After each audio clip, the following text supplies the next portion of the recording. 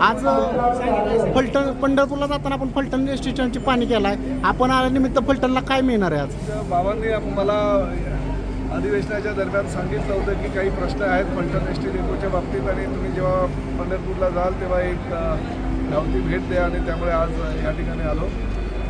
स्वच्छतागृहाची पाहणी केली. स्वच्छतागृह मोफत 1 जूनपासून आपण एस टी महामंडळाच्या माध्यमातून देण्यात आलेलं आहे. ते देण्यात येत आहे. स्वच्छता तरी मंत्री आल्यावर तरी स्वच्छ दिसते. ती स्वच्छता तरी 365 दिवस ठेवावी असं सांगण्यात आलेलं आहे.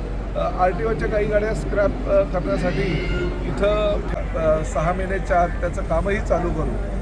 प्रामुख्यानं बसेस ज्या आहेत ते वर्दळ मोठ्या प्रमाणात प्रवाशांची संख्या जास्त आहे पण बसेस कमी आहेत अशी मागणी मला अधिवेशनाच्या दरम्यान बाबांनी पण केली होती, आमच्या काही पदाधिकाऱ्यांनी पण केली होती आणि त्यानुसार ऑगस्टच्या शेवटच्या आठवड्यामध्ये किंवा सप्टेंबरच्या पहिल्या आठवड्यामध्ये 15 बसेस मी देतो आणि उर्वरित ज्या बसेस आहेत त्या आम्ही ताबडतोब म्हणजे साधारण 3 ते 4 महिन्यानंतर त्यासुद्धा देऊ. त्यामुळे एस टी महामंडळाच्या माध्यमातून ज्या बसेसची गरज आहे त्या बसेसची पूर्तता या ठिकाणी करण्यात येईल. आमच्या शिवसैनिकांनी जी मागणी केलेली आहे त्या मागणीची पूर्तता आता या ठिकाणी मी करतो.